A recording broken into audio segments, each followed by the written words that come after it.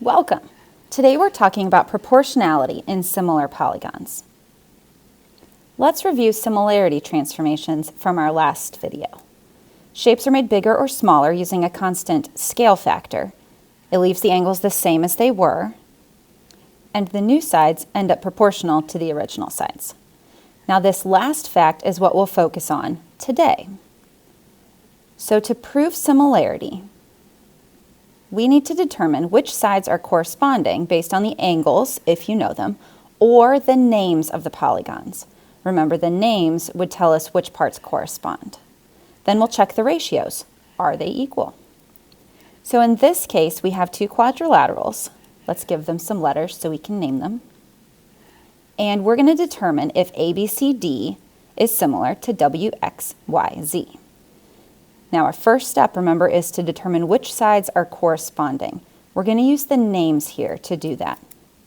The first two letters in the first name are A and B. The first two letters in the second name are W and X.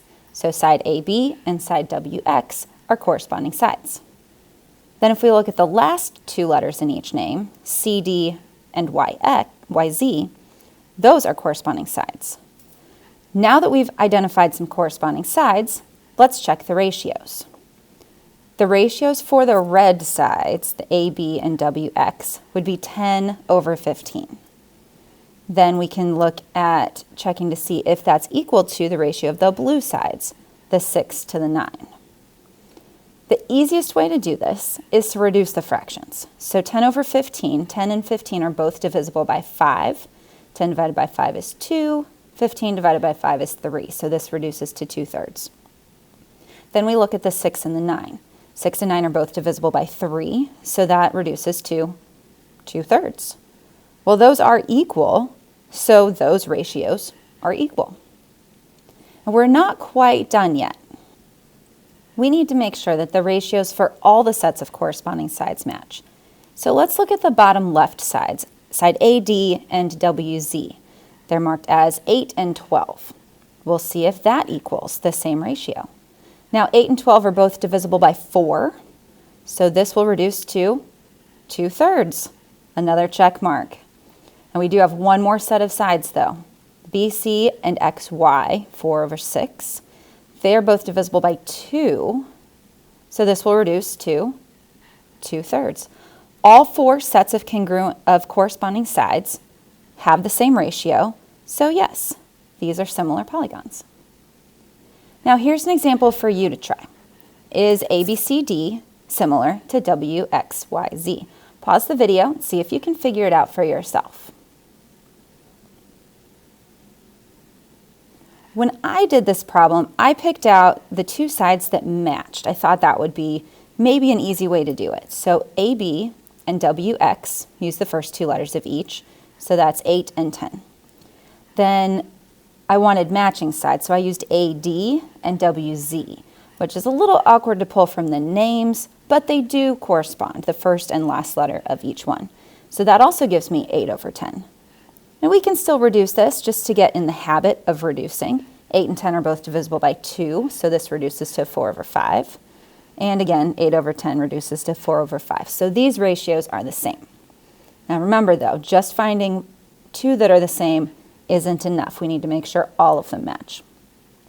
So let's look at the last two letters in each name, side CD and YZ. Those should correspond. So we have a 6 to an 8, both divisible by 2, so this will reduce. But when we reduce that, it goes to 3/4, which is not equal to 4/5. Since we don't have all of the sides matching up with these ratios, these are not similar polygons. Now, one of the things you can do using these proportions and these ratios is to actually solve for missing measures. If you know that two shapes are similar, you know their sides should be proportional. So we know triangle ABC is similar to triangle GFH, and we want to find AB. Number one task is to just locate AB. But there it is, it's the vertical side of the left-hand triangle. Since that's what we're looking for and we don't know what it is yet, I'm going to represent it with X. You're welcome to represent it with whatever you're comfortable with. Now I know from the naming that AB should correspond with GF. GF is the 16 there. So I'll make my ratio x over 16. Now I know that these are similar. I'm not testing to see if they're similar. So I know this is equal to the ratio of the other sides. If we look at the hypotenuse of each triangle, or the last two letters in the names, BC versus FH, we have a 15 over 20. Now 15 over 20 does reduce. I like to reduce these before I try to solve them just to make the numbers a little bit smaller, easier to work with. So 15 and 20 were both divisible by 5. And we know that's equal to x over 16 somehow. To solve this, we're going to multiply both sides by 16 over 1.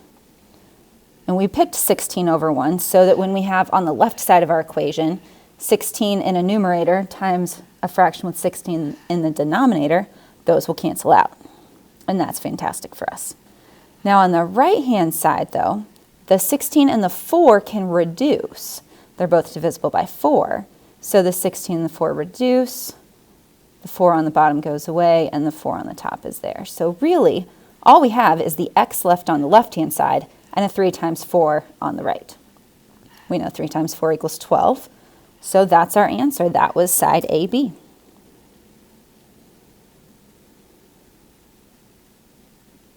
One of the nice things about proportions is that you have so much flexibility in how you set them up. There are some restrictions. You have to make sure you pay attention to some things. But if you like to have your unknown values in the numerator, you can pretty much always do that. You just have to pay attention. You have to have a link between your numerators and your denominators. Between both of your numerators, there's a link. And then between the denominators, there's a link. But each fraction also has a link. Now these links are the corresponding sides or coming from the same triangle. You get to choose how to place each one. So the first method we're going to look at is when you take your fractions, and each fraction represents corresponding sides. And this is the way I set up my proportion when we solved it earlier. So the 12 and the 16 are corresponding sides. So I make a fraction with a 12 and a 16.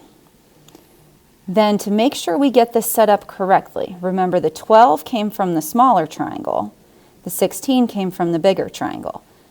So when we look at making our second fraction for this proportion, make sure you do the same thing.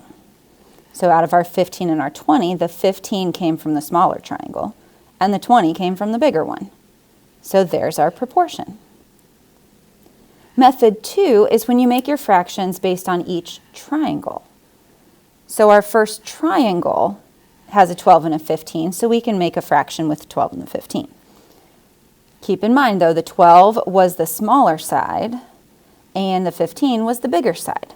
So we just have to make sure we stick to that pattern when we put in our new numbers for our other triangle. 16 and 20 are the options there. Between 16 and 20, 16 is the smaller side, and 20 is the bigger side. So there's our other proportion. If you take a look back at the example that we already solved, we're not doing a new problem, this is the one we already solved. The way that I set up the proportion was the x over 16 equaling 15 over 20. So each fraction was made using corresponding sides, where the smaller side was on top and the larger side was on the bottom. You can set this up a different way. Maybe you still want corresponding sides in one fraction, but maybe you like your unknown value to be in the denominator. You can do that. Or maybe you like things from the same triangle to be in the same fraction, so you want your x and your 15 together. That's fine. This setup has the 15, the larger side, on top, so when we go to the right-hand side and make our new fraction, we made sure to put the larger number on top as well. Or another option, maybe you don't like to have your unknown in the denominator. You could still keep with each fraction represents one triangle, but this time have these smaller sides as the numerators and the larger sides as the denominators. Now, I personally find this top one easiest, but the bottom one sometimes might be a little more helpful or make it easier to reduce, depending on how you go. But for most people, keeping your unknown value in the numerator is a little bit easier. So the moral of the story here is that there are many ways to set up a proportion. You should choose the way that you are most comfortable solving. Just be deliberate with your links, making sure that your fractions match up and your numerators and denominators match up. So thank you for joining me, and I will see you next time.